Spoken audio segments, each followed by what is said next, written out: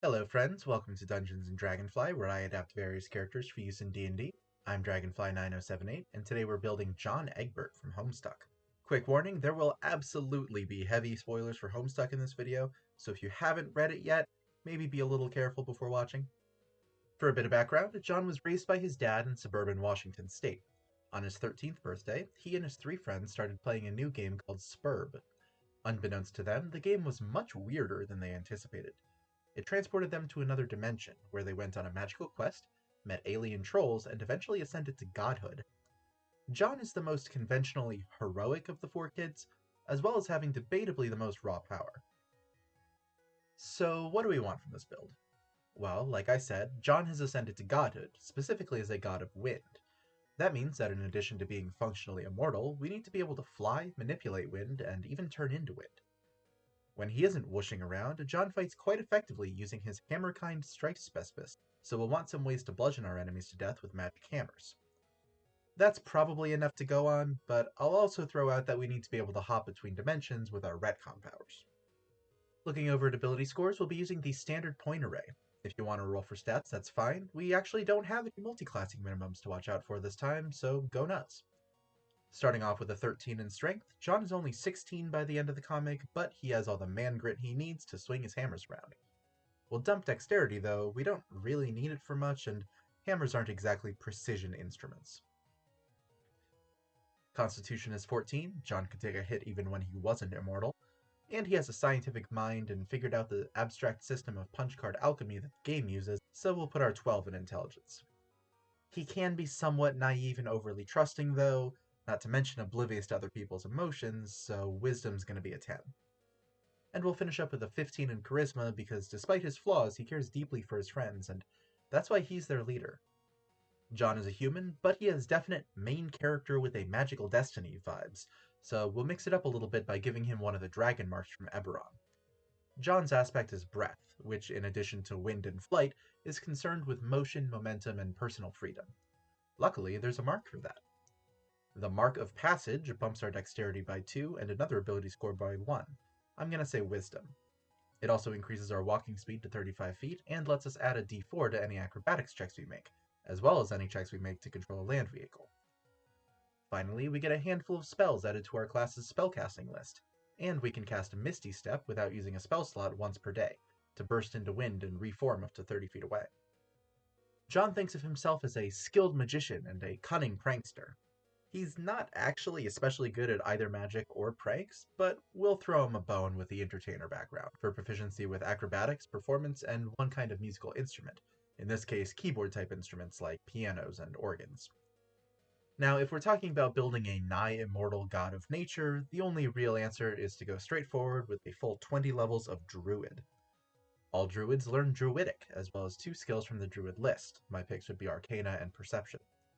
For cantrips, we'll take Guidance to help out our friends by adding a d4 to an ability check they make, and we aren't proficient with hammers yet, so we'll make use of our handle-kind specialist by making a quarterstaff magical with Shillelagh. Once we get our hammers, we can use the power of the Pogo Hammer to triple our jump distance with Jump, and Thunder Wave blasts a 15-foot cube with a burst of wind, dealing 2d8 thunder damage to every creature in the area who fails a Constitution save, also pushing them back 10 feet. We'll also pick up Expeditious Retreat from the Mark of Passage to let us dash using our bonus action if we really need to pachoo somewhere fast. Fog Cloud lets us whoosh together some clouds to make a 20-foot radius smokescreen, and Guiding Hand points the way to a landmark. This isn't something John specifically does, but he does get some maps and directions from Terezi that should serve very nicely. Second level druids get to turn into animals with wild shape, and will join the Circle of the Moon to do it better than other druids. Twice per rest, we can wild shape into a beast up to CR1, rather than the typical CR1 quarter. And with combat wild shape, we can transform using our bonus action rather than our action, and we can expend a spell slot while transformed to heal ourselves by 1d8 per level of the expended slot. While we're transformed, we use the creature's stats and physical ability scores, though we do keep our mental ability scores and our skill proficiencies. But John is actually the only one of the 4 kids who doesn't become part animal spriteways, so we're not going to worry about wild shape for now, and move on to 3rd level, where we get 2nd level spells. From our Mark of Passage, we'll pick up Misty Step, so we can cast it using spell slots, not just the free 1 per day we already had. and Pass Without Trace to swish wind around and erase our tracks and scent, giving us +10 to stealth, and making us impossible to track non-magically, which should be enough to even fool Jade's keen canine senses. Hold Person is another hammer spell, this one from the mighty Fear No Anvil, which can stop time for a humanoid who fails a wisdom save, paralyzing them temporarily.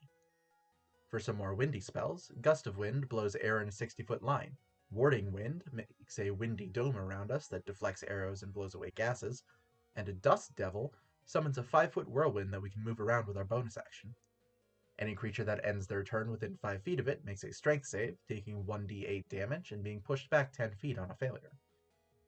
At 4th level, we get our first ability score improvement, and I think it's time to get our hammers. The Weapon Master feat gives us +1 to our strength or dexterity, and proficiency with any 4 weapons we want. We want any kind of hammer, of course, so take light hammers, great clubs, war hammers, and mauls, and bump strength up to swing them harder. We also get another cantrip.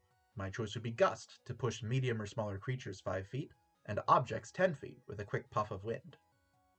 For our 3rd level Mark of Passage spell, Blink will let us turn into wind to avoid attacks, giving us a 50% chance to duck into the ethereal plane each turn for a minute. Wind Wall makes a 50-foot long, 15-foot high updraft that blocks arrows and small flying creatures. It also forces a strength save on any creatures in its area when it appears, dealing 3d8 damage on a fail, though it doesn't continue to do damage on subsequent turns. At 6th level, our wild shapes get better. While we're wild shaped, our attacks count as magical, and we can turn into any beast with a CR equal to 1/3 of our level or lower. We're still not turning into animals, so this isn't really relevant yet, but I promise we're almost there. The only 4th level druid spell I actually like for John is also available through our Mark of Passage. Freedom of Movement is right in line with the breath aspect, letting the target ignore difficult terrain and stopping any kind of magic from reducing their speed or restraining or paralyzing them. They can also spend 5 feet of movement to escape from any kind of non-magical restraints, and they don't get any penalty to their movement or attacks from being underwater. Our other 4th level Mark of Passage spell is Dimension Door, which lets us teleport to any space within 500 feet, not just the 30 feet of Misty Step. 8th level gets us our 2nd ability score improvement, so let's up our hammer game with the Crusher feat. We can boost our strength or constitution by 1. We don't really have to worry about HP too much thanks to our wild shape, so go with strength. We can also push a creature 5 feet when we hit it with a bludgeoning attack, if it isn't more than 1 size bigger than us. And if we crit with a bludgeoning attack, then all attack rolls against that target get advantage until the start of our next turn. For 5th level spells, we get Control Winds to choose the direction of the wind in a 100-foot cube. We can make it blow up, down, or sideways, with different effects for each.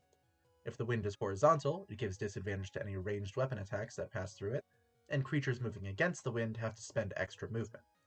If it blows up, then creatures take half damage from falling and can jump 10 feet higher. And if it blows down, then it also disrupts ranged weapon attacks, and forces a strength save on flying creatures, knocking them prone on a fail. The spell lasts for up to an hour depending on our concentration, and we can use our action to change the wind direction, stop the wind, or start it back up. We can use Commune with Nature to become one with the breeze and feel the land around us, learning about features within 3 miles like bodies of water and towns. And our last Mark of Passage spell is Teleportation Circle, which makes a circle on the ground that teleports us to another teleportation circle that we know of. Now, at level 10, we'll finally start making use of our wild shape with Elemental Wild Shape. Instead of turning into an animal, we can expend 2 uses of wild shape to turn into an air elemental. Along with a bunch of resistances and immunities making us a lot tougher, this gives us a 90-foot flying speed. We also get another cantrip. Thunderclap is a sharp blast of wind that deals up to 4d6 thunder damage to every creature within 5 feet of us that fails a constitution save. 11th level druids get 6th level spells. For some flight that doesn't rely on our wild shape, we get Wind Walk, giving us a 300-foot flying speed for 8 hours by turning us into wind. We can't attack, and it takes a full minute to change back, so it isn't good in combat, but we can take up to 10 creatures with us, so it's great for overland travel. We'll also take Investiture of Wind for a 60-foot fly speed and the ability to use our action to make whirlwinds. When we do, every creature in a 15-foot cube around a point we choose within 60 feet of us makes a constitution save, taking 2d10 damage on a fail, and if they are large or smaller, being thrown 10 feet away from the center of the cube. Move Earth can be a creative application of our wind powers to drill a giant hole, and we can enlist Terezi to make a better map for Find the Path, and Nanosprite to make a ton of baked goods for Hero's Feast. At 12th level we get another feat, Telekinetic rounds off our Wisdom to 12 and gives us the Mage Hand cantrip for some remote ghost gauntlets, or we can make the Mage Hand invisible to make it more wind-flavored. We can also try to shove a creature within 30 feet as a bonus action. If they fail a strength save, they're pushed 5 feet toward or away from us, regardless of their size. For 7th level spells, Whirlwind makes a 30-foot high, 10-foot wide tornado that forces a dexterity save on any creature who moves into the space or starts its turn there, dealing 10d6 damage to them if they fail. If they fail and they're large or smaller, they then have to make a strength save, and if they fail that, they're restrained and slowly lifted to the top of the tornado until the spell ends, or they break free with a strength or dexterity check.